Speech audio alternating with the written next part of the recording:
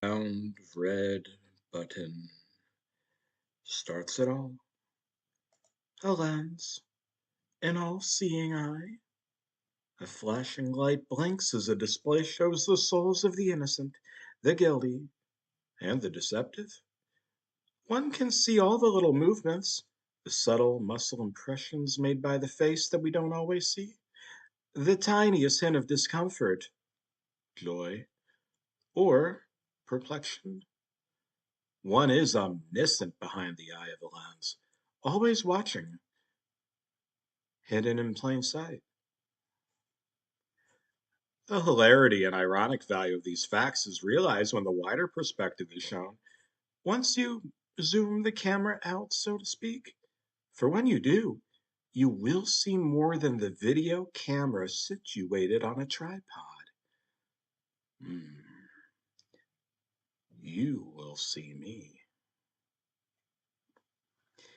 If I were to tell someone about what I'm actually doing behind my camera, they'd like call me a voyeur, some sort of deviant. I would be little more than a fiend to them, but they'd be terribly, terribly wrong. The ignorance of such words is funny because a single glimpse into what I see would be more than enough to quell the comments. The irony presents itself in that one might expect those who like to spy, to pry and peep, to invade privacy, and learn more about people than they know of themselves, to be in prison, or at least to be in the darkest depths of society where they cannot act out these fantasies as brazenly. But again, they'd be so utterly wrong. I get paid for it. Even more bizarrely, people trust me in public settings. So I would implore one to truly assess the situation with me. Here I am, standing at the back of the dining room of a wedding reception, my little blinking light documenting everything that goes on. I've been allowed in this place, hired even. It's wondrous how easy infiltration is. Mr. and Mrs. Anderson, the newlyweds, are currently on the dance floor, drunk and disorderly. The ceremony was rather interesting. I videoed that too, drinking in each and every little expression they made as they said their vows. My Zoom captures so much. It's utterly fascinating. Every blemish was in full focus as I slowly zoomed inward to rest on Mrs. Anderson's face. Outside of the camera, she's a woman in her prime, 25, earning five figures. Truly a role model and a striking person. But the camera doesn't lie, and I could see it all. I saw the wincing she made as the vows were recited in front of her. I saw as she slipped the ring on, how her fingers shook. Underneath it all, she's a rusted and worn has-been. The soul of an old maid inhabits her youthful body. And Mr. Anderson, the personal trainer, I saw that twinkling smile as they were pronounced husband and wife. The one he likely wears when he hits her, too. I know he's a sadist. Takes one to know one. Hmm. That chiseled brown-haired man is a facade, caricature of masculinity threatening to crumble. And they show their true colors to me persistently, and I intend to capture it all. They're doing it now as they celebrate their marriage to the tune of Losing My Religion on the dance floor. My lens is trained on them. The subtle discomfort when he touches her waist, that desire to peel away. He wishes she was more drunk. Maybe then she'd make him excited. I pan away for a few moments, surveying the guests at their tables, analyzing their movements, their gestures making for interesting pieces of this puzzle.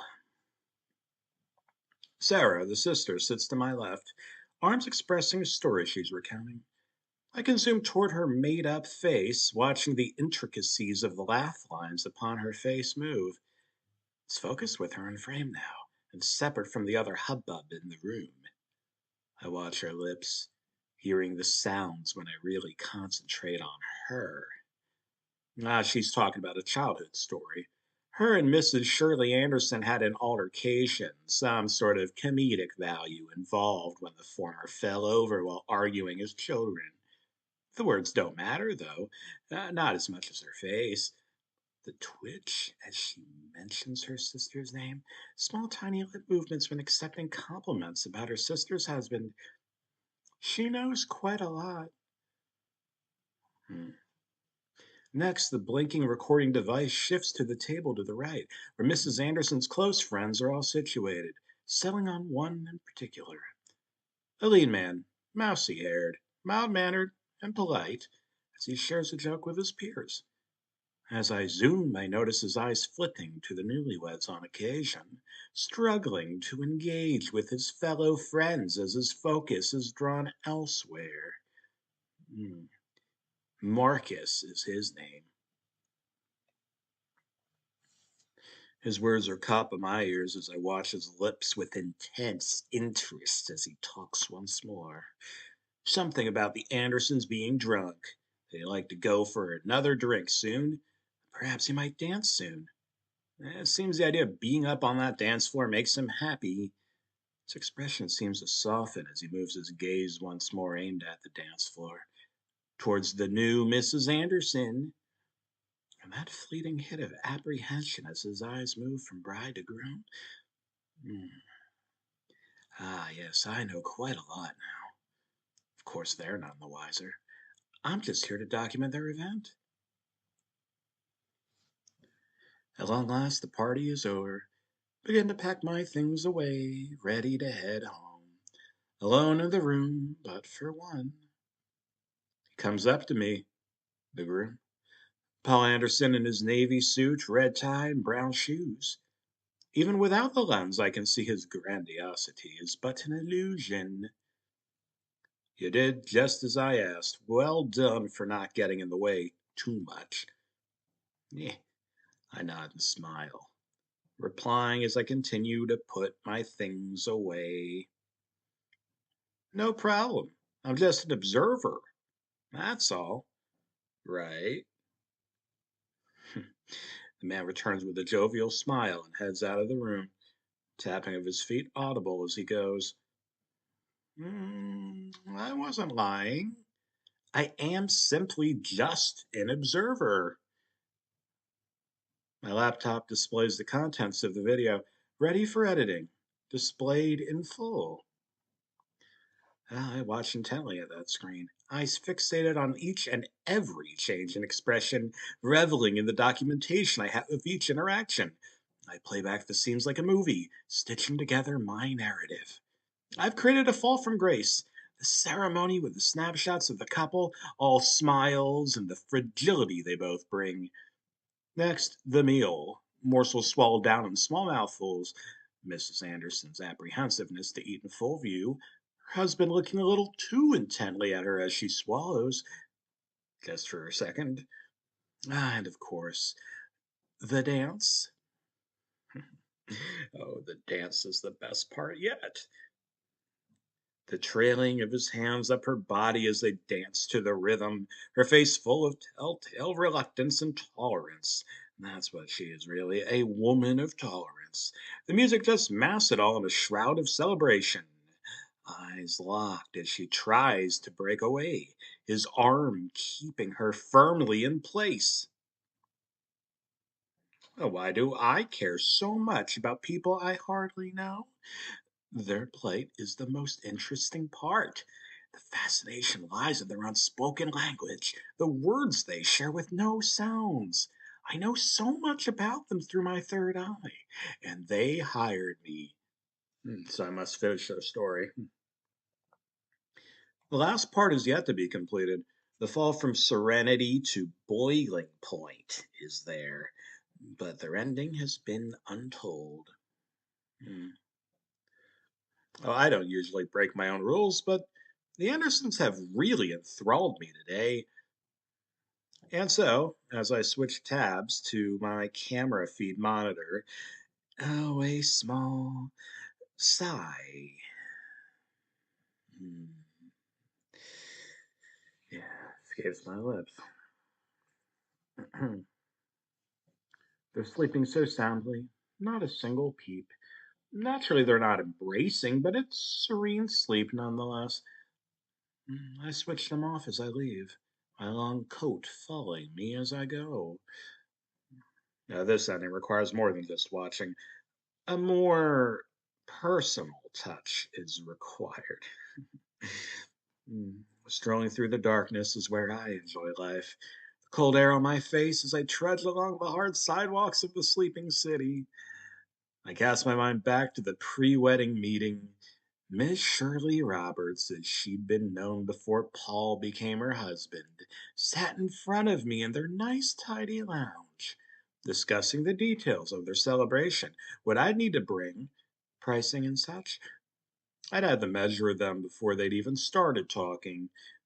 The touching and locking eyes were too performative, as if both were trying to fool one another. Now their story was begging to be told. And here I am once again at the abode they'd allowed me into, both knowingly and unknowingly. I creep into the backyard, duplicate house key in my left hand, and the other key in my right. Fencing up the stairs is a slow process. Every sound I make risks waking the two slumbering protagonists in my narrative. I make my way, ascending with careful footing. I hear soft breathing as I near the top. A mumble, a shift in position. Good, they're still asleep. I'm inside the room now, inches away from my muses. My hand is shaking a little as I place the folder in my right hand in between the two sleeping subjects. I switch my eyes and ears in their house on before I retire to bed. The anticipation of what's to come making sleep difficult. Whoever wakes first will finish my story. I'm not disappointed. Not at all. I'm an utter, unadulterated wonder. The camera feed displays blood soaked sheets sprawled on the floor, fresh from a morning struggle.